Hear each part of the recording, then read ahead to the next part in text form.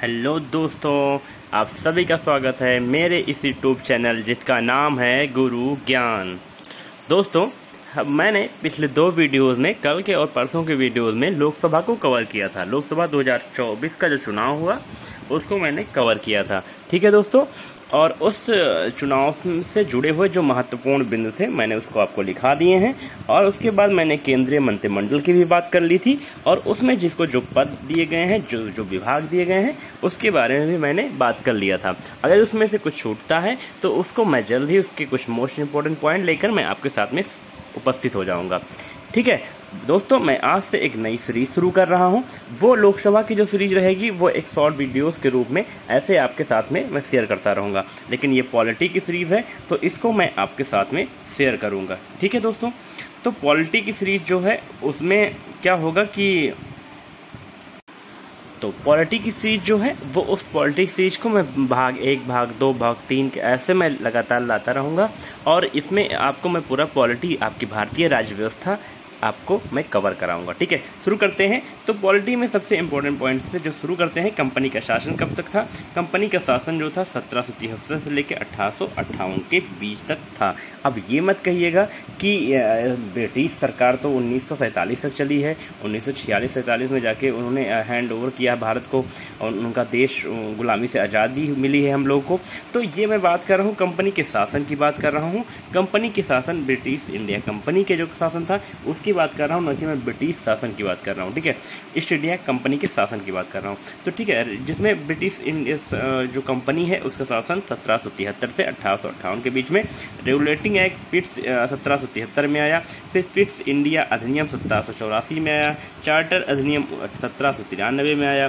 Charter अधिनियम 1813 आया। फिर चार्टर अधिनियम 1853 आया। फिर चार्टर अधिनियम 1858 आया। तो ठीक है, इसमें हम लोग सबसे पहले जिस चीज़ की बात करेंगे तो वो होगी, क्या होगी आपकी, वो होगा रेगुलेटिंग एक्ट आपकी होगी। Regulating act 1773, regulating act 1773। ये ईस्ट इंडिया कंपनी के मामलों को नियंत्रित और विनियमित करने के लिए ब्रिटिश सरकार का पहला कदम है। तो ब्रिटिश सरकार की तरफ से ईस्ट इंडिया कंपनी के जो मामले थे उसको नियंत्रित करने के लिए और विनियमित मतलब उसको बनाने के लिए, फिर से उसको रिचेंज किया जाए और उसमें संशोधन किया जाए, मॉडिफाई किया जाए उसको, उनके रूल्स जो हैं, उनके नियम हैं, उनको किया जाए। ये ब्रिटिश सरकार के द्वारा पहला कदम था। इस अधिनियम के द्वारा भारत में कंपनी के क्षेत्रों में नागरिक सैन्य व राजस्व को विनियमित करने का अधिकार संसद को दिया गया।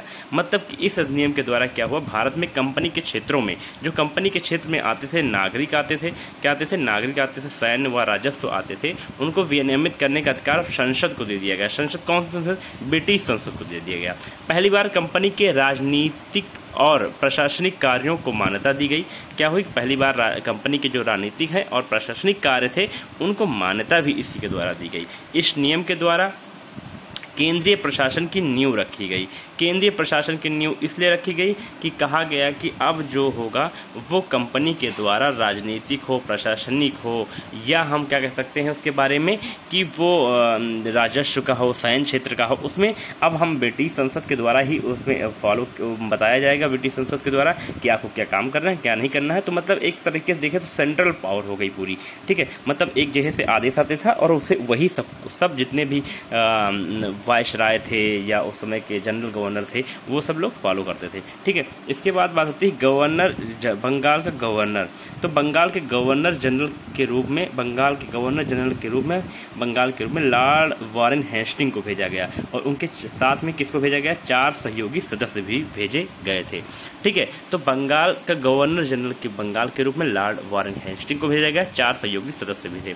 सर्वोच्च न्यायालय की स्थापना भी की। सर्वोच्च न्यायालय की स्थापना 1774 में की गई थी। ठीक है, इसमें एक मुख्य न्यायाधीश थे और 3 अन्य न्यायाधीश थे। ठीक है, एक मुख्य न्यायाधीश था और 4 क्या थे, अन्य न्यायाधीश थे। ठीक है, कंपनी के कर्मचारियों पर किसी भी व्यापार या मूल निवासी पर उपहार या रिश्वत लेने पर प्रतिबंध लगा दिया गया कि अब कंपनी का कोई भी कर्मचारी जो व्यापार या मूल निवासी पर, व्यापार करने वाले या वहाँ के जो मूल निवासी हैं लोकल के, उनसे उपहार भी नहीं लेगा, ना रिश्वत लेगा। ठीक है, ब्रिटिश सरकार के नियंत्रण को मजबूत किया गया। अब ब्रिटिश सरकार का नियंत्रण मजबूत हुआ, यही मैंने कहा कि केंद्रीय शासन जो हुआ वो मजबूत हो गया अब। ठीक है, तीनों प्रेसिडेंसियों में मद्रास मुंबई सूबे के बंगाल के गवर्नर जनरल के अधीन कर दिया गया। मतलब क्या हुआ कि तीनों प्रेसिडेंसियों में जो मद्रास है, मुंबई है, इन सूबे के जो लोग हैं, जो अधिकार क्षेत्र हैं, वो बंगाल के गवर्नर जनरल के अधीन कर दिया गया। ठीक है, ये किसमें था? ये 1773 का आपका जो रेगुलेटिंग एक्ट था उसमें मैंने आपको वो पढ़ाया है। ठीक है, आगे हम लोग चलते हैं तो आता है दूसरे नंबर पिट्स इंडिया अधिनियम 1784 आता है। क्या आता है? 1784। इस अधिनियम ने ब्रिटिश सरकार के नियंत्रण को और बढ़ा दिया, ताकतवर कर दिया। इस अधिनियम द्वारा वाणिज्य और राजनीतिक कार्यों में अंतर निर्धारित कर दिया गया। अभी तक आप देखेंगे तो पहले वाले में क्या बताया गया था? पहले वाले में बताया गया था कि राजनीतिक और प्रशासनिक कार्यों को मान्यता दी गई थी। ठीक है, उसमें हस्तक्षेप कर सकता था। लेकिन अब क्या बताया गया कि अब इसमें क्या किया गया? वाणिज्य, जिसमें भी कॉमर्शियल व्यापार होंगे, ये सब होगा, उसमें सब में हस्तक्षेप कर सकता है। कौन हस्तक्षेप कर सकता है? ब्रिटिश सरकार कर सकती है। ठीक है, और उससे नियंत्रित भी कर सकती है। एक नियंत्रण बोर्ड की स्थापना कर दी गई। अब क्या कहा गया कि अगर इन सबको कंट्रोल करना है तो कोई नियंत्रण बोर्ड होना चाहिए ना। जैसे कि अगर हमारे यहाँ किसी चीज़ का नियंत्रण करना है, इकोनॉमी को या किसी भी चीज़ को, जैसे बैंकों को करना है, तो उसके लिए भी सेबी होता है, सेबी होता है। अगर कोई फर्म कंपनीज़ हैं, कोई सेविंग इन्वेस्टमेंट कंपनीज़ हैं, जैसे सहारा है, या आप LIC को ले लीजिए, SBI को ले लीजिए, या किसी भी प्राइवेट कंपनियों को जो इन्वेस्टमेंट करती हैं, उनको अगर कंट्रोल करना है तो कहाँ से कंट्रोल करेंगे? तो हमारे देश के जो सेबी है वो कंट्रोल करता है। तो वैसे एक नियंत्रण बोर्ड की स्थापना की गई जो भारत में ब्रिटिश सरकार को नियंत्रित करने का अधिकार रखती थी। और जैसे नागरिक और सैन्य राजस्व, जैसे इसमें तीन क्षेत्र थे, नागरिक था, सैन्य क्षेत्र था और राजस्व क्षेत्र। इसको क्या करते थे? ये नियंत्रित करते था। कौन? नियंत्रण बोर्ड। ठीक है, आगे आते हैं हम लोग पढ़ते थे चार्टर अधिनियम 1793। चार्टर अधिनियम 1793 है, जिसमें लॉर्ड कॉर्नवालिस 1793 में उनके परिषद को शक्तियाँ भी उन्हें बढ़ा दी गई तथा अधिकार क्षेत्र भी उनके अधिक हो गए। भारत में कंपनी के एकाधिकार को 20 वर्ष के लिए और बढ़ा दिया गया। मतलब जो ईस्ट इंडिया कंपनी थी उसका पूरा एक क्या था कि वन वे चल रही थी। मतलब उसका पूरा एक, जैसे पूरा हाईवे हो, उस पर अकेले चलने का अधिकार किसको हो? कंपनी को हो। मतलब मोनोपोली हो गई थी, एकाधिकार हो गया था कंपनी का। तो 20 वर्षों के लिए और बढ़ा दिया गया कि ईस्ट इंडिया कंपनी क्या करेगी कि भारत में अब ईस्ट इंडिया कंपनी 20 साल और एक अधिकार शासन कर सकती है, व्यापार कर सकती है। ब्रिटिश सरकार ने ये उसको मान्यता दे दी। किसको? ब्रिटिश इंडिया कंपनी को, ईस्ट इंडिया कंपनी को। ठीक है, इस अधिनियम के द्वारा ये नियम बनाए गए commander in chief governor general का परिषद ना बन पाए। मतलब इसमें कहा गया कि इस अधिनियम के द्वारा ये नियम बनाए गए कमांडर इन चीफ जो था गवर्नर जनरल का परिषद ना बन पाए। ठीक है, गवर्नर जनरल का परिषद में ना मिल पाए। नियंत्रण बोर्ड के कर्मचारी व सदस्यों के वेतन का भुगतान भारतीय राजस्व द्वारा किया जाएगा। ये भी इम्पोर्टेंट पॉइंट है कि जो नियंत्रण बोर्ड होगा उसके जो कर्मचारी होंगे, सदस्य होंगे, वर्कर होंगे, उसका भुगतान कहाँ से किया जाएगा? भारतीय राजस्व द्वारा किया जाएगा, ना कि ब्रिटिश राजस्व द्वारा। ये नहीं कि ब्रिटेन से सैलरी आएगी, ये नहीं होगा। भारत के जो राजस्व हो रहा है, जो हम लोग लगान ले रहे हैं किसानों से, किसी से, उसी में से पैसा निकाल के हम इन कर्मचारियों और सदस्यों को देंगे। मतलब बहुत एक देखा जाए तो ये शोषण था हमारे देश के साथ में कि हाँ, हम वहाँ के जॉब करने वाले टॉप जो रैंक के ऑफिसर थे वो ब्रिटेन के थे, ब्रिटिश कंपनी के थे, और कर्मचारी भी थे मैक्सिमम जो थे वो ब्रिटेन के ही थे। और हम जो नौकर थे, छोटे मोटे नौकर, वो इंडिया से कहीं होते थे लोकल के, वो भी ऐसे होते थे जो उनके चाटुकार हों। तो मतलब सब कर्मचारी अधिकारी उनके, और उसके बाद उनकी कंपनी भी काम कर रही, तो इंडिया में इन्वेस्टमेंट कर रही है। और सैलरी कहाँ दिया जाए? भारत के राजस्व से।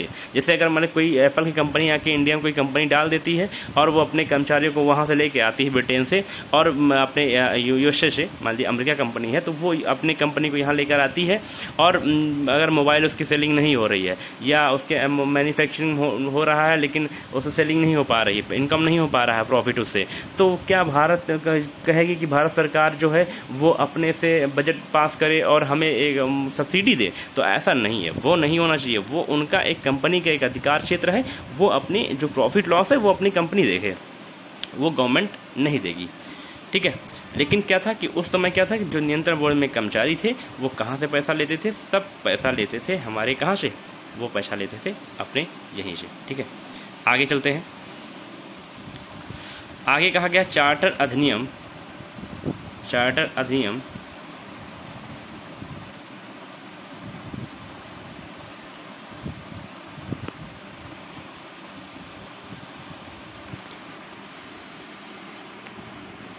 कहा गया है चार्टर अधिनियम 1813 की बात की गई है। लेकिन हम लोग क्या करेंगे कि यहाँ तक ही पढ़ेंगे, इसको रिवीजन कर लेंगे। इतना 1793, 1784 3 अधिनियम है, तीनों को हम लोग क्या करेंगे, रिवीजन कर लेंगे। उसके बाद मैं आपको कल एक वीडियो या शाम तक फिर एक वीडियो आपको पोस्ट कर दूंगा, जिससे थोड़ा थोड़ा सा आप पढ़ते रहेंगे और जल्दी से कवर हो जाएगा सब कुछ, और आपको जल्दी से क्या हो जाएगा, याद भी हो जाएगा। और इसके आप नोट्स बनाते रहिए, और मैं अपने टेलीग्राम चैनल पर इसके पूरा जो नोट्स है मैं शेयर करता रहता हूँ। ठीक है दोस्तों, फिर आपसे मिलेंगे, और आप मेरे चैनल के साथ में बने रहिए, मेरे चैनल को सब्सक्राइब करते रहिए और उस पर कमेंट जरूर करते रहिए, और उसके साथ साथ में इस चैनल को लाइक करते रहिए, शेयर करते रहिए, सब्सक्राइब करिए। और आप अगर मेरे चैनल को आप नए हैं तो मेरे चैनल को जरूर सब्सक्राइब कीजिए, गुरु ज्ञान 9297, इसे आप सर्च भी कर सकते हैं। ठीक है दोस्तों, मिलते हैं अगले फिर वीडियो में, तब तक के लिए आप सबको धन्यवाद।